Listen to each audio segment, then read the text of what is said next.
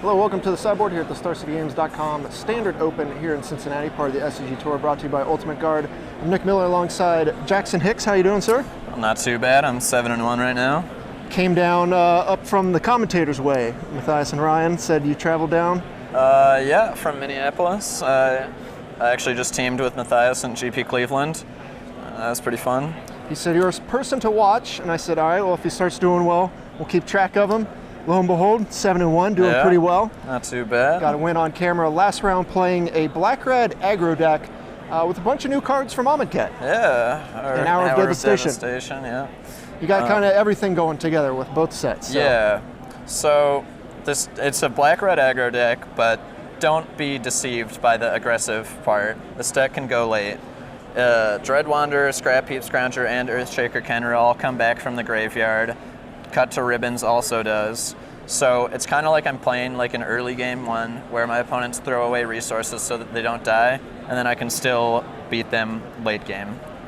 Right, you have this Mardu Vehicles-esque feel to your deck. It does feel like Mardu, except that my mana is just so much better. If anyone's like played Mardu, the mana feels terrible and you can't cast your spells. Yeah, the big kind of complaint about that deck was when your mana works, the deck's unbeatable. Right, but there's so many games where your mana is really bad. Yeah, this deck's just unbeatable.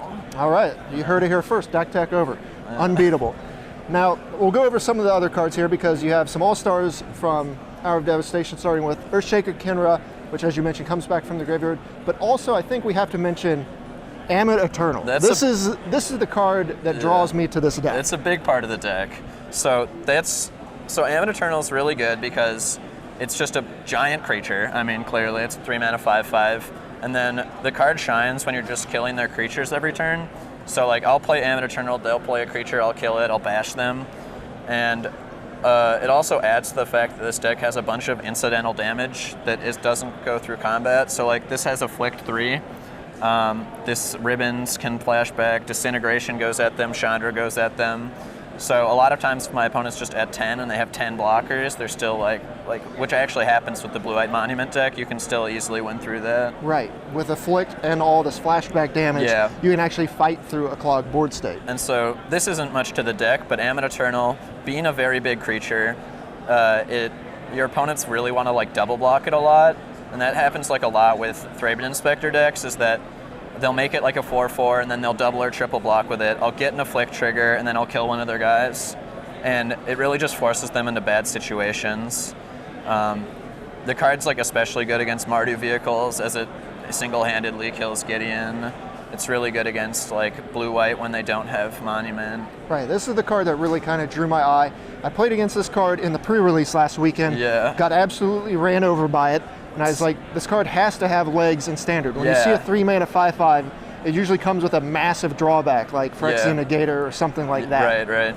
So another good thing about that card is that a lot of the removal played right now, especially at instant speed, is like Magma Spray, Abrade. A lot of people are playing Harness Lightning for just 3 energy. So like if I just play Amit Eternal, I've like played it so many times my opponents just like stand and stare at their hands and they're just like, oh, I can't kill this. Right, the almost only clean thing for it is Grasp at Darkness. Or Cut. Right. Cut right there, yeah. It's like one matchup where it's a little worse is like Chandra Glorybringer decks, because those get it with just 1 hit. Right. All right, so we'll take a look at the rest of the deck, because this card's obviously bonkers, but you have some other things kind of supporting the package here. Pia and Kia, well, just Pia Nalar here. So this card has actually impressed me a lot. Originally, I was just playing it as a way to turn on Disintegration, because Disintegration is just such a good card, and Scrounger was like kind of the only artifact I really wanted to play. So I just made it a point to play more artifacts just to make Disintegration a very good card. Then you bring in Heart of Kiran as well. Heart of Kiran. So Heart of Kiran, we all know, is a great card. I'm only playing 2 of them because I don't have a very good way to crew it.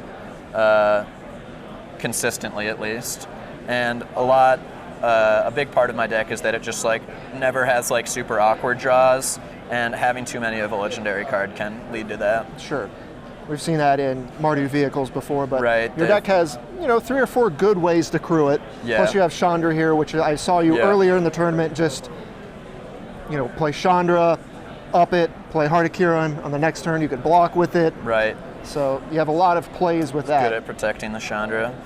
And then tapping out with Glorybringer here on the top Yeah, end. so I'm playing 2 Glorybringer. I'm only playing 2 because, again, a big part of this deck is just to not have awkward draws. And I felt when playing with more of them that a lot of times I just had like 2 or 3 in my hand with only 4 lands, and I would lose because of that. But Glorybringer is a great card. You know, it's really good at punishing a lot of strategies. Yeah. Breaking news, Glorybringer, very good card. Yeah. Rounding out the removal suite here, of course, you said you had Cut and Disintegration, Fatal Push, the other go-to card. So this is like a big part of the deck.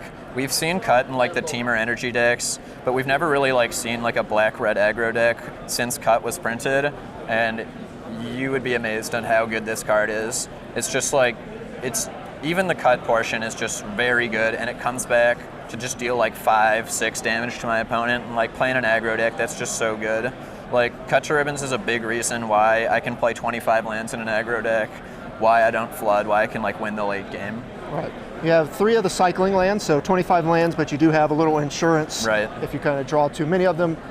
Ton of late game abilities, whether it be Scrap Heap Scrounger, Dread Wanderer, you name it. You have a lot of things to use your mana with. Yeah.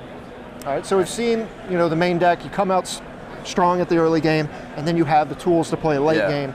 And then when you move to the sideboard, you're even more of this Mardu Vehicles transformational deck. Right. Sticking with black-red, you have a bunch of value creatures and planeswalkers. Take us through the planeswalkers, because you got a ton of them. So I have Obnixilis and Chandra here. Chandra comes in actually a lot more than Obnixilis does. But Obnix is a very good way at punishing decks that are like, play a bunch of removal and then play 1 creatures, which like, I'll play 1 creature, because a lot of decks will try to do that against aggro decks. They'll like, kill my first 3 guys, and then they'll play like some Tireless Tracker or something, and Obnixilis is a really good way to punish that. Chandra is just a very good way to like, against a lot of decks, I'll just turn 3, I'll swing, they'll like play a Braid or something, and then I'll just like play Chandra and they can't win. Liliana of the Last Hope, actually, if you saw my feature match, it single-handedly won me that match against Blue-White. Shoots down most of the creatures in the Monument deck. Yeah, Selfless Spirit is the main reason that Blue-White has a good matchup against this deck, and Liliana's a good way at killing Selfless Spirit. And then it also has gained equity in that it's -2, milling 2 cards. I do have 16 cards here that use the graveyard. Right, not a bad thing when you're getting a card back and stocking your graveyard with a bunch of utility. Then you move into the 4-drop creature slot here. We got Gonti and Kalitas, 2 all-stars in any deck that goes mid-range. They are very, very good in their own right. They are for very different matchups. So Kalitas is a good way to like go into the more of a control deck, boarding out like some of the Heart-of-Kirans and some of the creatures. And it's mainly a hedge to the fact that the decks I was losing to online was like Elder Deep Fiend decks and Blue-White Monument. And Kalitas is an absolute house against those, especially because Blue-White Flash boards out Dusk Dawn against me, or at least has in the past. Gonti, this card, I have yet to board it in, but the matchups it's for is Black, Green, and Teamer Energy. It's really good against Bristling Hydra. It's really good against Giant Snakes. I guess I boarded it in once against Blue-Red. But the card is very meta-dependent, but it's important if you expect Black, Green, and Teamer. Right, so you've dodged those more mid-rangey matchups there. I do think that those are pretty good matchups, so I would like to play them. But then you just have your removal suite here, extra Fatal Push, Magma Sprays. Then you have Transgress the Mind, an extra Glorybringer, and then 1 Sweltering Suns. This is an interesting inclusion here. No, I boarded this in a couple times. None of my opponents have played around it because I'm playing an aggro deck with all creatures that die to it. But like, really, one thing about this deck is that Wraths just don't affect it at all. Like, all my creatures come back, and Eternal doesn't die to it. Like, I have Planeswalkers, and I have removal backup. So a lot of times I've like played a Scrounger on turn 2, and then my opponent's overextended, and I just like Sweltering Suns them. So this is kind of an unsung hero that Transgress, that's just mainly for ramp. That's why it's in there. I've boarded it in against other decks, but I wanted something against ramp because I do think it's a very good matchup. But, if they have a nice little like turn 4 hour of promise, then you can lose. You got an Ulamog on the way. Right. Glorybringer, I mean, Everyone knows why Glorybringer's good. Yeah. So what brought you to this deck? You know, because in the very early parts of Standard, when a lot of these black and red cards came out, people were trying to push this Bomat Courier, super low to the ground, almost discard heavy aggro deck. What brought you around to this type of deck? I actually helped work with Jacob Hagan on that Bomat Courier deck that top, forward the Open a while ago. Sure. I think Bomat Courier is a bad card, so that's one reason not to play it. But this deck, I just like, Scrounger's just so good. I like this idea of, basically, I think that people didn't explore like post-Marvel ban enough, and I think that this deck actually just would have been good post-Marvel ban, and no one found it, so I feel like I'm kind of like, I just like think that this plan of just having a bunch of aggressive creatures that come back is just really good in this format because people are just jamming a bunch of removal. Yeah, and there's only so many Magma Sprays to go around. They're not going to be able to tag all your creatures with Magma Spray. So this just felt like a very good week 1 deck. It's like really consistent.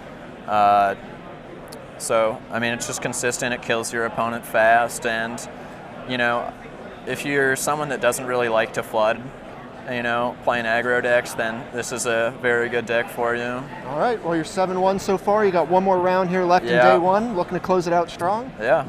Jackson, thanks for joining me here in the Sideboard. Thank you very much. Stay tuned to StarCityGames.com all weekend long for the action here in Cincinnati.